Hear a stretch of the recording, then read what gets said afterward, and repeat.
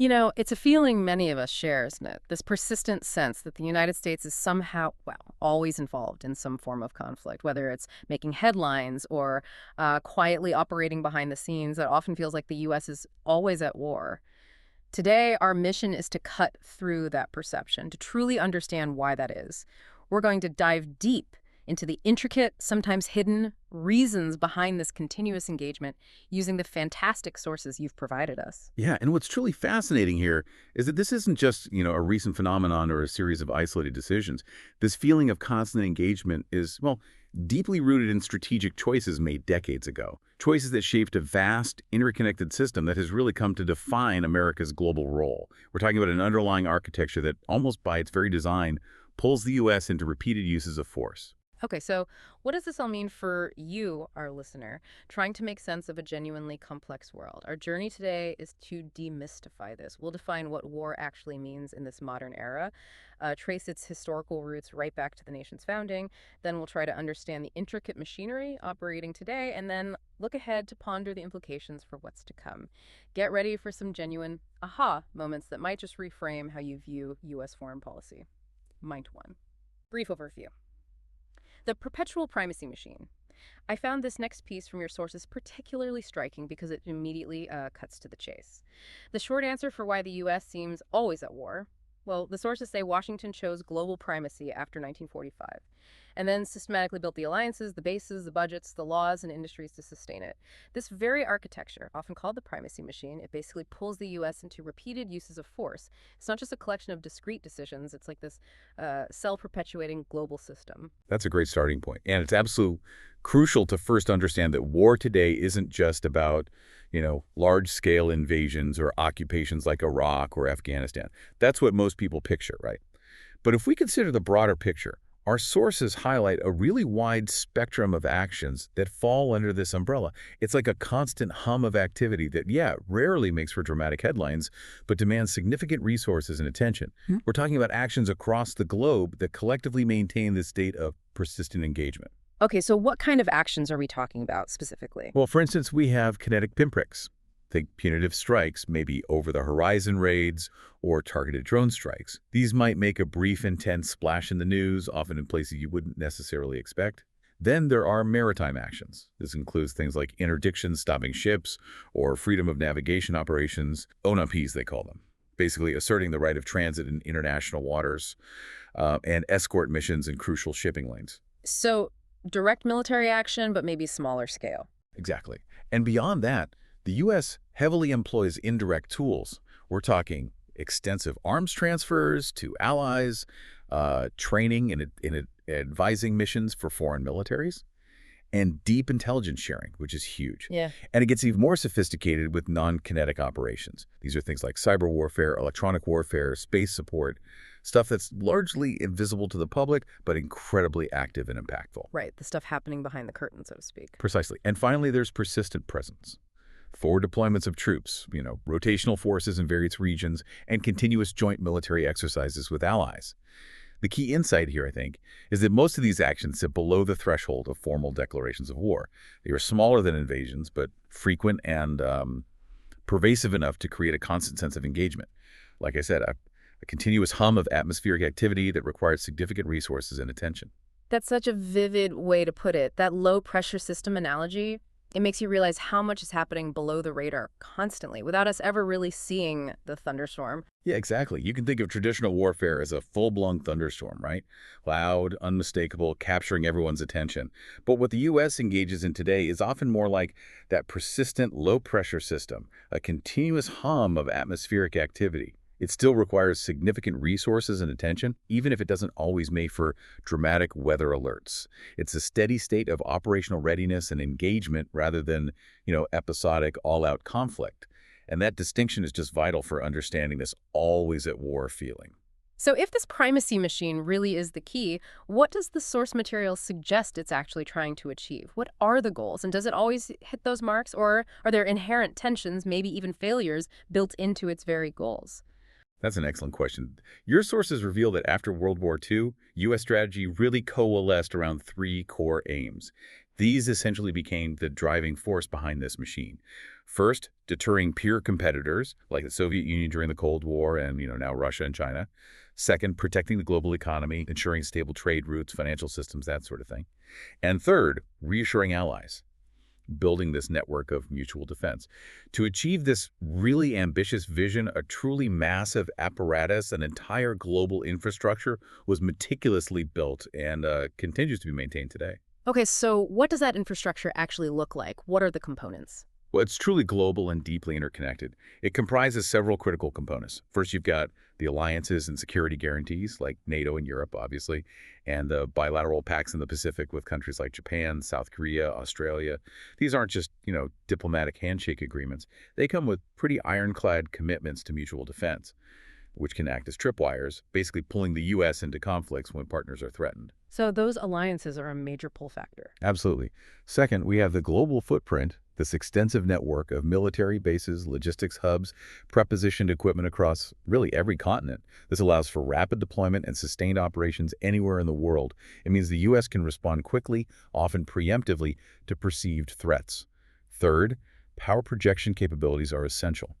A formidable blue water navy capable of operating globally, long-range air power, and highly specialized special operations forces ready for swift, maybe even covert action. These capabilities mean the U.S. can bring force to bear far from its own shores. And intelligence must be key too. Critical. Fourth, intelligence reach. This involves sophisticated ISR, that's intelligence, surveillance, and reconnaissance networks. Satellite constellations too, basically providing eyes and ears on the entire globe, enabling awareness and targeting for these forces. Finally, and maybe most fundamentally, there's the budget and industry. A massive financial commitment, a significant portion of the federal budget, and an industrial base capable of sustaining high readiness, continuous innovation, and rapid research and development for the next generation of military tech. This industrial base is a powerful economic and political force in itself, we should note. That system sounds incredibly comprehensive, almost overwhelming. So with all these pieces in place, what does that enable the president to do? How does it translate to action?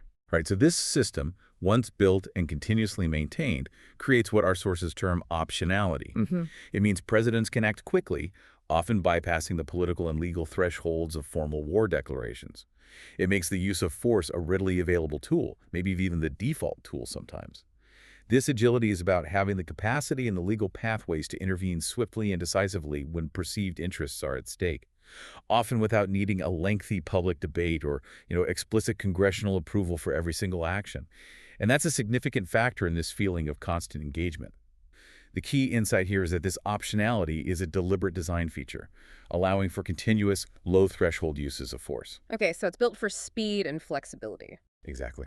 You use another analogy to the sources.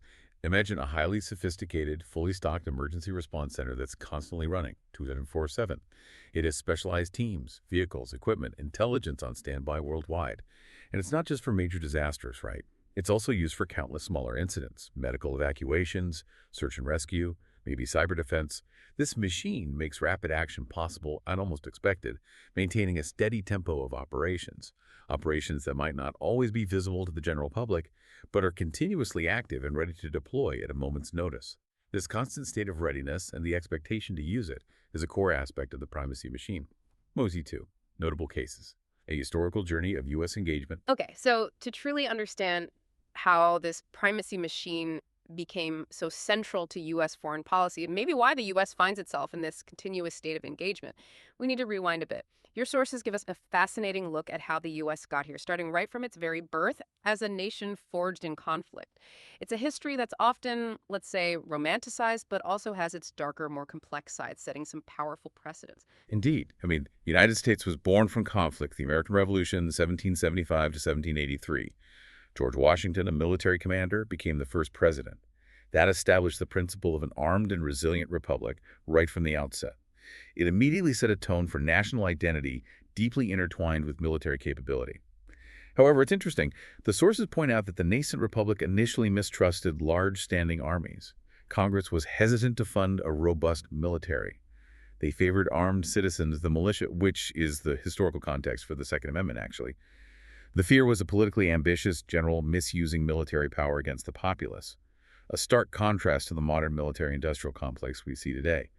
The key insight here is this foundational tension, born of conflict, yet wary of a powerful standing military, a tension that would play out over centuries. And that early wariness didn't seem to stop the push for expansion, though. Oh, absolutely not.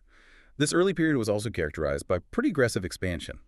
The War of 1812 was an early fight for national survival, security against the British. It further solidified the idea that the U.S. fought for right reasons, even, attempting to annex Canada. The 19th century was then largely defined by westward expansion, some through negotiations like the Louisiana Purchase, Florida, Oregon, but also, critically, through conflict. The Mexican-American War from 1846 to 1848 was pivotal. The Legend of the Alamo, right? 200 American settlers fighting Mexican forces became a powerful national myth, heavily portrayed in Hollywood. However, our sources reveal a darker side. American settlers wanted to reintroduce slavery, which Mexico had abolished. And the war itself was described by some contemporary critics and later historians as a territorial expropriation of a smaller country by a powerful country, violating international law. And this is where Manifest Destiny comes in. Exactly. This period saw the invention of manifest destiny, this idea of a divine mission almost, to conquer vast lands to the Pacific. The key insight here is how manifest destiny not only justified aggressive territorial expansion, but also instilled a deeply ingrained belief in America's exceptional right to use force for perceived moral ends. It set a powerful precedent for future global interventions. And the Indian Wars are part of, too? Yes, and we absolutely cannot overlook the Indian Wars. These were brutal, imperialistic conflicts against Native American tribes, often involving what the sources describe as intentional acts of genocide by the U.S. military. A striking example is Custer's defeat at Little Bighorn in 1876. Rather than halting expansion, it led to the full mobilization of U.S. power, which quickly ended these wars and established a harsh precedent for future dealings with indigenous populations worldwide, arguably. It's a powerful reminder that the nation's foundational narrative of expansion is deeply intertwined with violence and dispossession. It laid an early groundwork for how the U.S. would project power and justify its actions, both internally and eventually globally. So from internal expansion to global intervention, the U.S. underwent a massive transformation, especially during the World Wars. It wasn't always a willing participant, as you mentioned, but each conflict seemed to solidify its new role on the world stage. It drastically changed its self-perception and global responsibilities. What was that turning point? Well, before World War I, the U.S. military was surprisingly small, ranked 19th globally in 1916, the sources say. It reflected a strong isolationist stance, rooted in Washington's farewell address warning against entangling alliances. But German U-boat attacks on shipping forced entry, and this profoundly transformed that isolationism.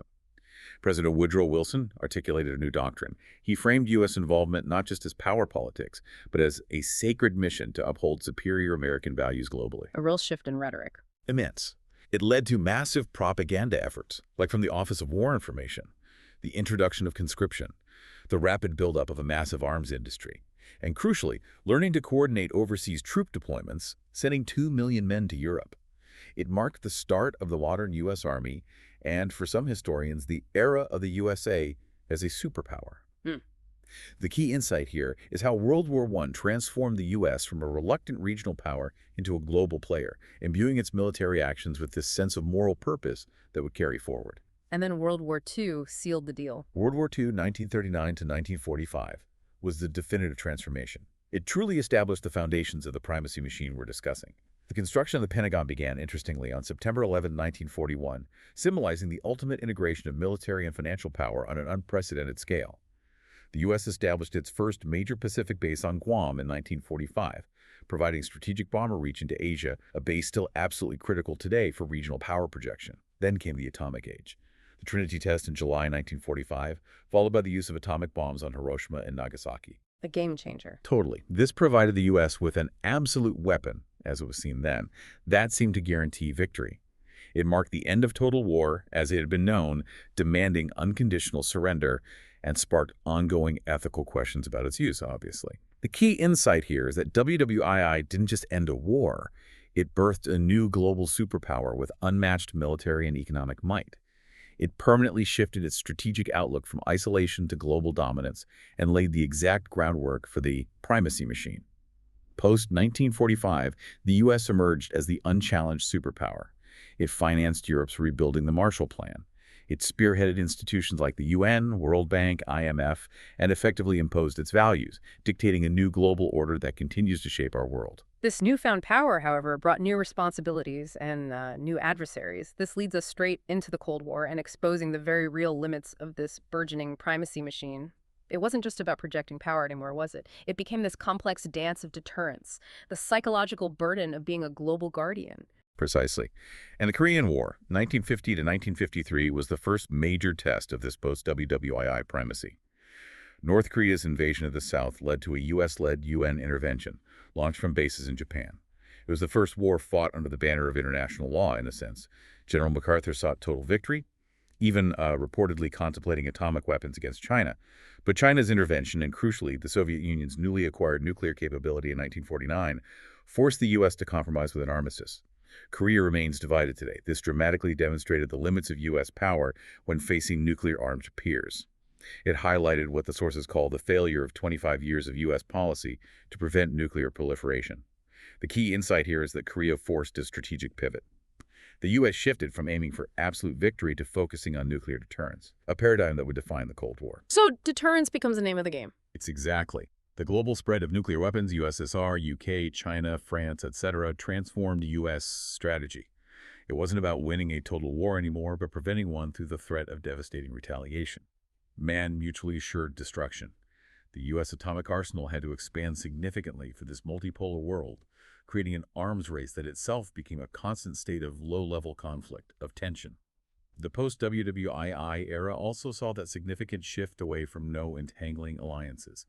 NATO was formed in 1949. Formed to counter communism, protect U.S. interests, it created this global network of diplomatic and military alliances that became a cornerstone of the primacy machine. While offering security political protection to Western Europe, the sources note it was a mixed blessing. The U.S. often cooperated with dictators if they were anti-communist, revealing a pragmatic, sometimes morally compromising aspect of its global strategy. The key insight here is how the U.S. deliberately forged this global network of commitments, essentially creating tripwires that would obligate its future involvement in conflicts far from home, fundamentally changing its strategic calculus. And this era also cemented the military's place in American culture, didn't it? Beyond just policy, it became like part of the national identity. Absolutely. This era saw a powerful cultural reinforcement of military might. Hollywood, from WWII onward, became, as one source puts it, a dream factory for American ideals. Films like Saving Private Ryan much later, but earlier films too, cemented the narrative of the U.S. going out into the world and risking lives to do good. Popular culture was crucial in maintaining dominance through perception, shaping how Americans in the world viewed U.S. military actions as inherently just, or at least necessary. The tradition of playing the national anthem before sporting events, for example, became widespread after WWII, fostering a pervasive sense of national unity and patriotism tied to military service. The U.S. landscape is dotted with thousands of war memorials, museums like the USS Midway Carrier Museum, battle reenactments, Gettysburg, making war a central element of national identity. And leaders use certain rhetoric, too. Yes, leaders like Eisenhower and later George W. Bush have used terms like crusade to frame conflicts. It reflects a deeply ingrained, almost historical belief in America's moral righteousness and its inherent right to use force for what it perceives as good. The key insight here is how deeply the idea of military intervention for noble causes became woven into the fabric of American identity, creating widespread public support, or at least acceptance, for the primacy machine. But this narrative, this image of constant righteousness, it began to crack, particularly after a long, drawn-out conflict that truly changed how Americans viewed their role in the world. It introduced a new era of skepticism and questioning. That was Vietnam, wasn't it? The Vietnam War, roughly 1955 to 1975, was indeed a true turning point. It profoundly impacted American society and the perception of the primacy machine. The war was seen as chaotic, terrible, both in Southeast Asia and, importantly, on the American home front. It was the first television war, broadcast directly into American living rooms nightly. This led to widespread cultural countermovements, a rejection of conscription, and a breakdown, really, in the connection between the military and U.S. society. The shift from a conscripted army to an all-volunteer professional force, this is the very thing the Founding Fathers had feared, remember. It further distanced the military in some ways from the general population. And the ending was traumatic. Deeply. The images of the U.S. helicopter evacuation from the embassy roof in Saigon in 1975 were traumatic, the sources say, and left painful scars. It taught the hard lessons, supposedly. Don't get into something without knowing how to get out, end quote. Although many sources argue the U.S. failed to learn its lessons, condemned to constantly repeat them. The key insight here is that Vietnam shattered that narrative of easy moral righteousness, fostered deep public cynicism about military interventions, and created a lasting reluctance, the so-called Vietnam syndrome, to engage in protracted conflicts, even as the primacy machine itself continued to operate. And did we see echoes of that failure to learn later on? Well, the sources argue strongly that this failure was starkly evident in the post-9/11 endless wars in Iraq and Afghanistan.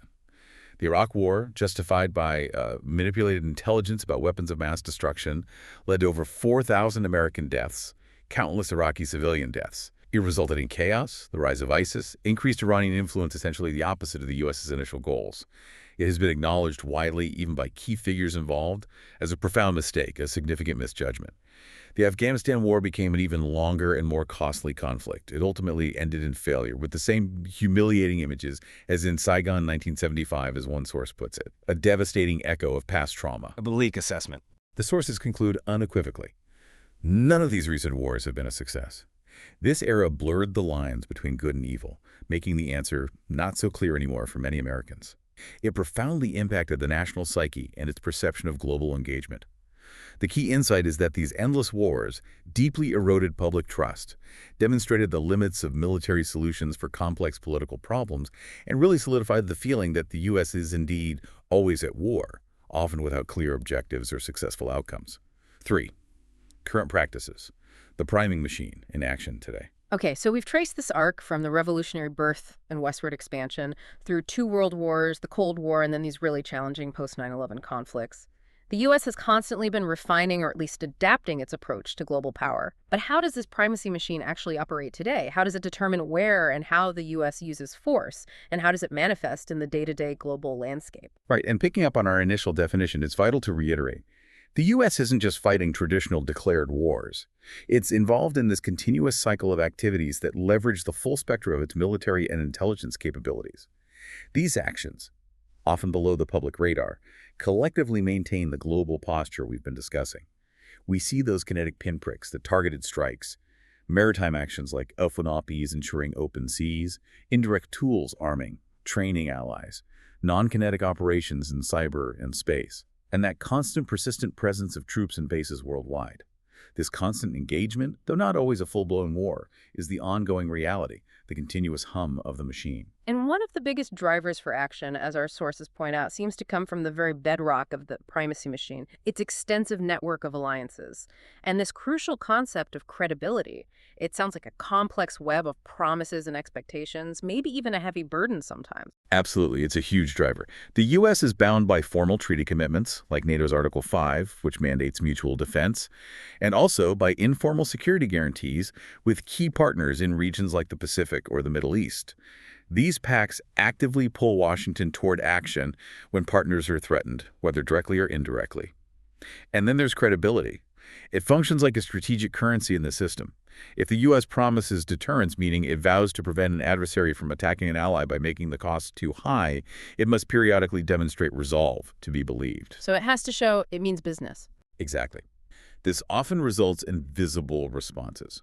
Deployments of forces, snap military exercises, economic sanctions, maritime interdictions, or even limited strikes.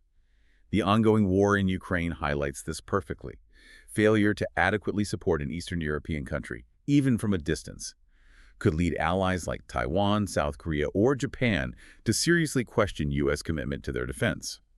That perceived lack of resolve would dramatically devalue this strategic currency, making deterrence less effective and potentially increasing the likelihood of conflict elsewhere. It's a constant pressure to prove readiness to show up. That's really interesting. So if this credibility is like strategic currency, what would be the equivalent of inflation or deflation in the system? And how might that impact U.S. foreign policy over time? Is it a finite resource? That's a fascinating question, and one the sources implicitly address.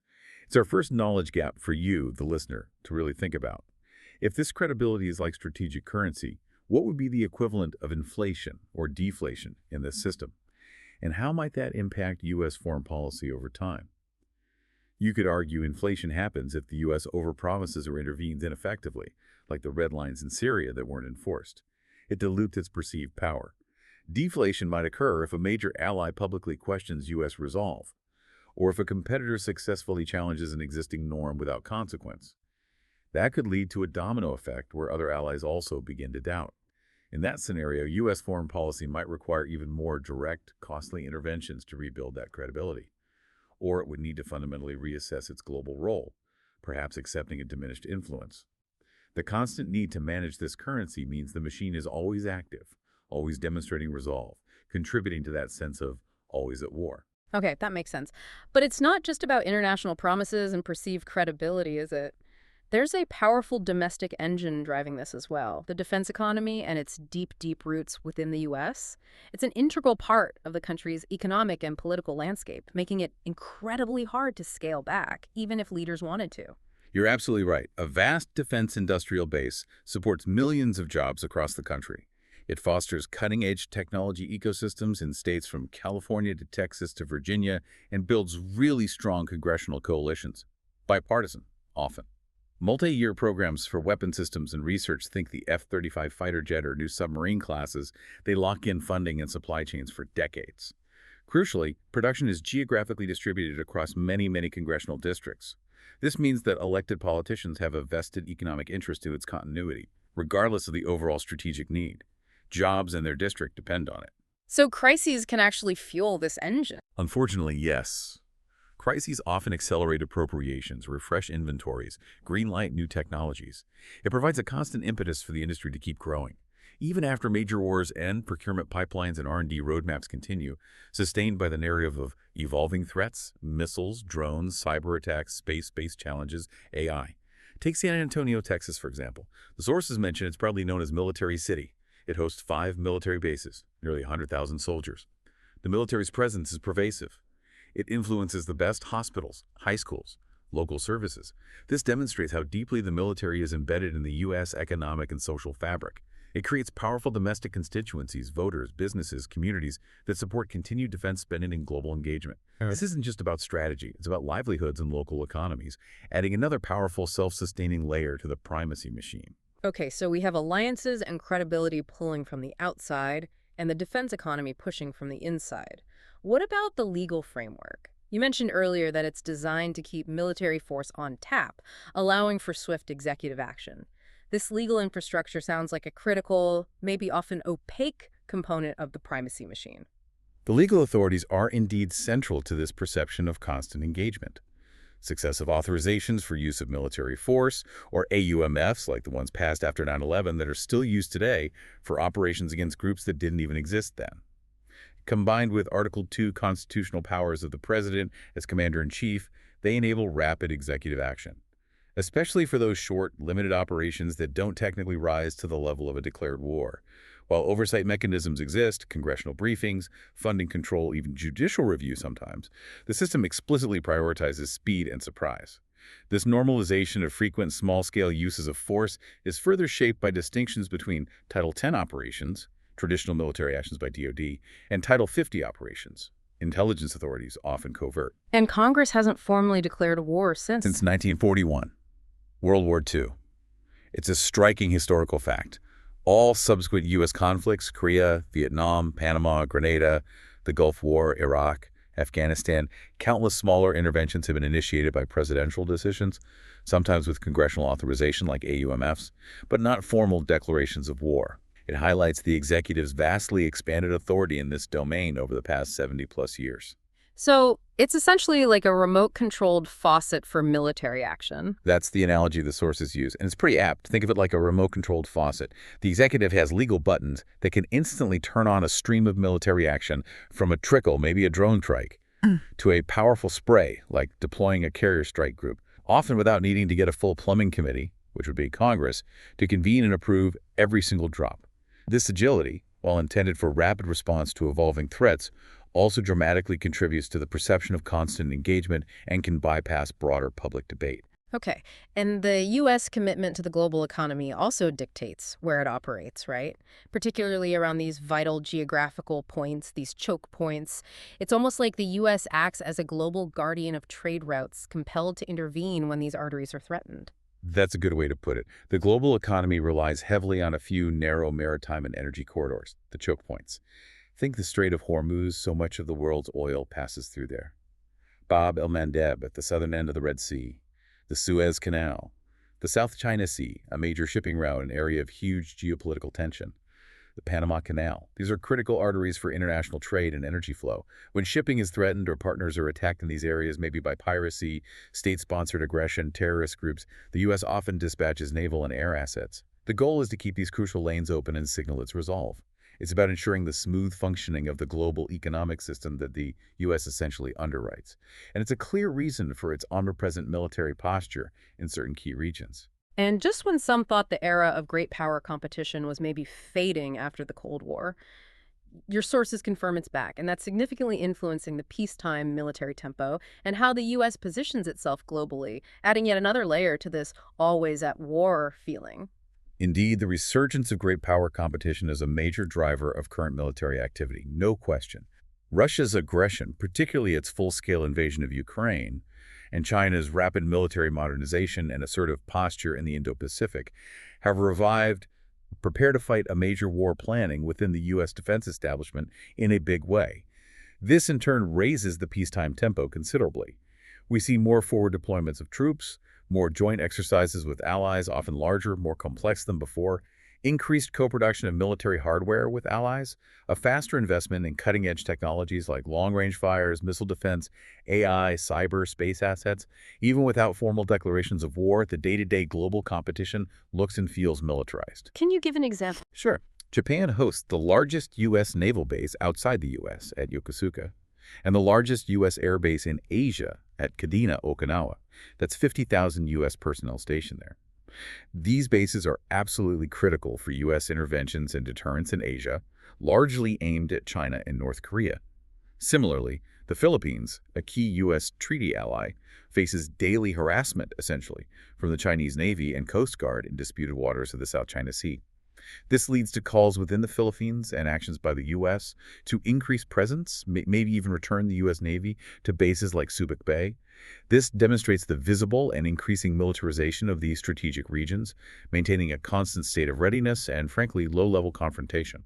With all this activity, the alliances, the economy, the laws, the geography, the competition, it's no wonder that U.S. military actions frequently dominate news cycles. There's a deliberate reason for that too, right? Yeah. Related to the nature of U.S. power projection and its place in the global information ecosystem. Yeah, there are three main reasons the sources highlight why U.S. actions tend to dominate headlines, contributing to this perception. Firstly, speed. U.S. forces can move and act faster than most other nations because of their global reach and readiness. This creates frequent events that become immediate news, even if they're relatively small in scale. Secondly, transparency, relatively speaking. The U.S. operates within a pretty robust ecosystem of media, think tanks, open-source intelligence analysts, and official public briefings from the Pentagon and State Department. This makes even relatively small operations more visible to the world. Unlike actions by more opaque state actors like Russia or China, more information gets out faster. And thirdly, scale. When the U.S. deploys carrier strike groups, conducts large exercises, or imposes significant sanctions, the ripple effects are huge. They impact global markets, allies, adversaries alike. It inevitably leads to widespread and sustained media coverage.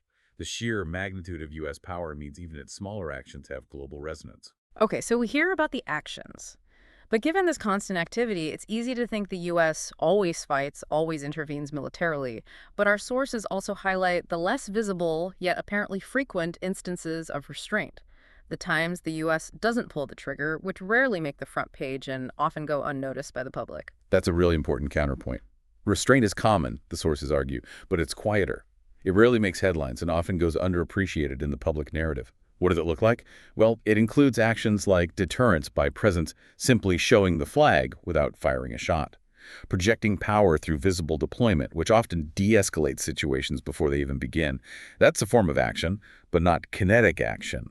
It also involves covert disruption instead of overt strikes, where intelligence or special operations are conducted with a lower profile to avoid escalation and prevent larger conflicts. Furthermore, arm-and-assist approaches are huge, where the U.S. supports partners with weapons, intelligence, training, but without deploying its own troops into direct combat. Think Ukraine, to some extent. And non-military tools as well. Absolutely. Finally, non-military pressure is a significant, often slow burn, part of U.S. foreign policy. using powerful tools like economic sanctions, export controls, legal pressure like indictments, and sustained diplomatic negotiations. These forms of restraint rarely generate dramatic footage, as one source notes. This means they undershape public perception compared to more visible military actions, which contributes to the feeling that the U.S. is always at war, even when it's actively and sometimes successfully avoiding direct conflict through other means. That's a great point. It's like you only hear about the car crash, not all the careful driving, the near misses avoided that prevented thousands of others. It's nailing. Exactly. Or think of it like a highly skilled security team again. You always hear about the dramatic arrests or interventions. Yeah. Right. That makes for exciting news. But you rarely hear about the thousands of hours of unseen surveillance, intelligence gathering, or quiet de-escalation that prevent incidents from ever happening in the first place. That quiet, persistent work is crucial, but it doesn't grab headlines. It doesn't fit the always at war narrative easily. Yeah. Malai. Future implications, costs, alternatives, and the road ahead. Okay, so the primacy machine is this complex, deeply ingrained system woven into the very fabric of American society and global policy. But what are the profound costs and trade-offs of this continuous engagement? And what does the future hold? Both in the short term, what should we be watching? And regarding potential alternative grand strategies for Washington. Our sources highlight several critical areas to monitor for the next, say, 3 to 6 months that will indicate the immediate direction of this machine and its ongoing operations. First, we'll be watching the budget reality versus ambition. How does Congress balance military ambitions with fiscal realities? We might see potential trimming or reshaping of priorities, maybe civilian workforce levels, so-called efficiency reviews, or the pace of long-range munitions procurement for fiscal year 2026. This tells us if the machine's funding stream remains as robust. Second, Middle East escalation control. Can diplomacy with Iran and IAEA, the nuclear watchdog, stabilize the region following the periodic strikes and counterstrikes? Those kinetic pinpricks we discussed. That's always a flashpoint. Third, Caribbean signaling. Will deployments off Venezuela, for instance, remain a show of force deterrence by presence, or will they expand into sustained interdiction operations? That would mark a more direct intervention. Fourth, Pacific posture. We expect a continued increase in prepositioning of equipment, more joint military production with allies like Australia and Japan, and complex exercises around key straits and island chains, especially concerning Taiwan. This is directly related to the great power competition with China. Finally, industrial base readiness. What's the pace of munitions restocking, particularly things used heavily in Ukraine? And what about co-production deals with allies? This signals readiness for potential long attritional conflicts. These are all immediate indicators of the machine's tempo and direction. And maintaining this global posture, this tempo, comes with significant, often under-discussed costs and trade-offs, right? And not just financial ones. These seem like the deeper implications of a nation constantly in a state of engagement, both domestically and internationally. Oh, indeed. The costs are profound and touch every aspect of society. First, obviously, there's the human cost. Casualties, trauma including PTSD, lasting impact on veterans and their families, and civilian harm when conflicts escalate or mistakes are made. This isn't just statistics, it's lives forever changed. Then there's the staggering financial cost. High, persistent military outlays hundreds of billions, nearing $1 trillion annually that inevitably crowd out other priorities. Things like crucial domestic investment in infrastructure, education, healthcare, scientific research, climate change mitigation, or they contribute significantly to the national debt, impacting future generations. We also face a substantial opportunity cost. The time, the resources, the political bandwidth of policymakers diverted from pressing domestic needs and national renewal. Imagine what else those resources and that focus could achieve. And strategic risks, too. Absolutely. There's an inherent escalation risk. The danger of miscalculation when engaging with nuclear-armed or near-peer adversaries. A limited engagement could quickly spiral out of control. We saw near misses during the Cold War. Furthermore, democratic oversight is challenged. Frequent limited actions by the executive, enabled by those flexible legal authorities like AUMFs, can blur public debate and consent. It arguably reduces democratic accountability for these forever wars. Finally, there's the cost to international law and legitimacy. Disputed legal interpretations of U.S. actions or perceived unilateralism can erode its soft power and international standing. It makes it harder to lead by example and garner support for future initiatives when needed. So if these are the significant costs, what are the alternatives? Your sources lay out a quick tour of different grand strategies Washington could pursue, moving away from the current model of primacy. What are the main options on the table? The sources outline 3 main alternative grand strategies that could fundamentally reshape the primacy machine, each with its own logic, pros and cons. First, offshore balancing. Under this approach, the U.S. would significantly pull back its forward-deployed ground presence from regions like Europe and Asia. It would rely more on naval and air power projected from afar over the horizon, and strategically encourage regional powers to balance against threats themselves, rather than the U.S. acting as the primary security provider. The pros are clearly lower costs, fewer entanglements, fewer American lives at risk directly. But the cons are significant. Allies might deeply doubt U.S. commitment, potentially leading them to pursue their own nuclear weapons or accommodate rivals, and regional crises could become harder to manage without direct, on-the-ground U.S. intervention. Historically, this strategy has some echoes of pre-World War II isolationism, but updated with modern power projection capabilities. Okay, that's one option. What else? Second, restraint. This strategy involves narrowing U.S. interest to only truly vital security concerns, basically, preventing direct attacks on the U.S. homeland and maybe ensuring freedom of the seas. It means actively avoiding discretionary interventions of choice, and significantly raising the bar for the use of force, a much less active global military presence. The pros include fewer wars, clearer public consent for any military action that is taken, and a reprioritization of domestic needs. However, the cons are that vacuums could open, as critics argue, meaning other, potentially less benign revisionist powers might probe more aggressively into regions where the U.S. has retreated. This could potentially lead to instability or increased threats to U.S. interests in the long run anyway. And the third option, a middle ground. Third is selective engagement, often described as status quo light or maybe primacy light. This is a middle ground. It would maintain key alliances and focus U.S. resources on critical choke points and truly vital regions, but it would systematically tighten the criteria for military operations. And it would likely involve reforming legal authorities, like AUMS, to limit executive overreach and discretionary interventions. It aims for a more focused, less expansive version of primacy. The pros are that it keeps deterrence capabilities in key areas while hopefully reducing overreach, potentially finding a better balance between cost and security. But the cons are that it's still expensive compared to restraint or offshore balancing. It might still invite gray zone challenges, those conflicts below the threshold of conventional war, in the areas it still seeks to influence. And defining selective, without inviting ambiguity for adversaries, is inherently difficult. Each of these represents a fundamental shift from the current primacy machine, with different sets of risks and potential rewards. If we step back for a moment and look at the broader sweep of history, the U.S. seems to have this long history of swinging between isolationism and global intervention. A Pendelbewegung, a German term meaning pendulum swing, as one source described it. And with every new administration, particularly with figures like former President Trump, this debate takes on new urgency and could lead to quite dramatic shifts. You've hit on a core, enduring tension in American foreign policy. It's really baked in for the beginning. Since its founding, U.S. policy has been shaped by these two competing ideas.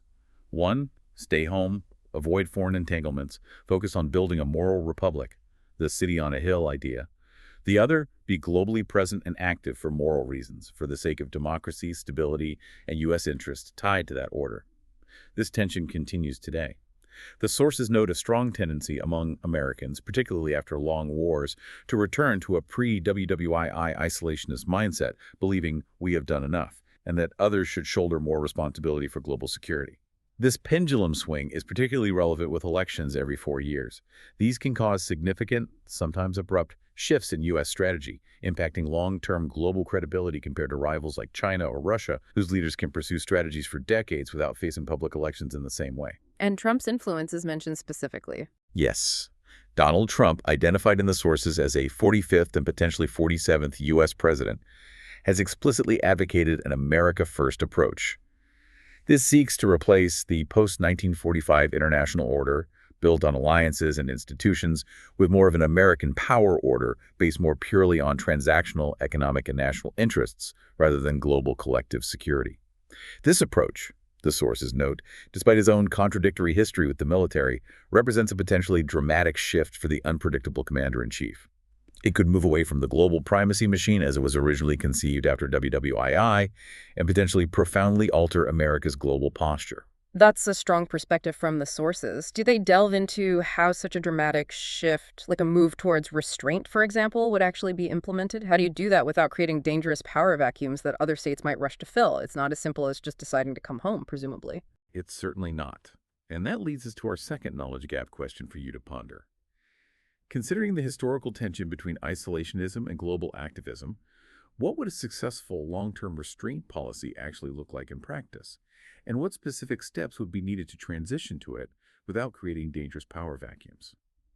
A successful long-term restraint policy, as implied by the sources, would require incredibly sophisticated diplomacy and carefully managed phased withdrawal or retrenchment. It would involve clear communication with allies about new burden-sharing expectations, perhaps even facilitating new regional security arrangements before U.S. forces depart or reduce significantly. There would need to be a substantial investment in intelligence capabilities to monitor for emerging vacuums and threats from afar, and a willingness to use economic and diplomatic pressure much more heavily, and perhaps limited, highly targeted strikes as tools of last resort rather than primary intervention methods. The specific steps would likely have to be incremental, requiring careful sequencing over years, even decades, and a recognition that the transition itself would be a period of heightened risk and uncertainty. It was a massive undertaking. Right. It raises a lot of questions about the practicalities and the very real risks involved in any major strategic shift. It absolutely does. Outro. Okay, so let's unpack this one last time as we wrap up. Our deep dive today reveals that the U.S. isn't always in full-scale declared wars like World War II, but it is perpetually and frequently engaged in uses of force across that wide spectrum we discussed. And this isn't accidental or random. It seems to be a direct, almost inevitable consequence of the primacy machine, that vast interconnected architecture of alliances, bases, budgets, laws, and industries that Washington meticulously built after 1945. Yeah, stepping back for a moment, this machine is just deeply woven into America's cultural, economic, and legal fabric. The sources suggest that as long as Washington fundamentally seeks to underwrite the global order, to maintain that position of primacy, this machine will keep spinning. It will keep making the use of force a recurrent and readily available policy tool, not just an exception. It's a system designed for continuous operation. So what does this all mean for you, our informed listener? The primacy machine is clearly a powerful, self-sustaining entity. It was designed for global stability and the protection of U.S. interests, as defined after World War II. But it also raises an important and, frankly, provocative question. Does its continuous spinning inadvertently create some of the very threats it is designed to counter? Does it make always at war in some form an inescapable destiny unless fundamental shifts in strategy, burden sharing, or even national purpose occur? In building on that, this leads to our final knowledge gap question for you to consider. How might the U.S.'s significant domestic political polarization, as evidenced by events like the January 6th Capitol riot mentioned in passing in some analyses, how might that internal division impact the cohesion and long-term viability of the primacy machine's global commitments and alliances? Does internal weakness eventually translate to external weakness or unreliability? That's something to think about. We hope this deep dive has given you a clearer, perhaps more nuanced understanding of why the U.S. so often seems always at war. Keep thinking, keep questioning, and keep exploring.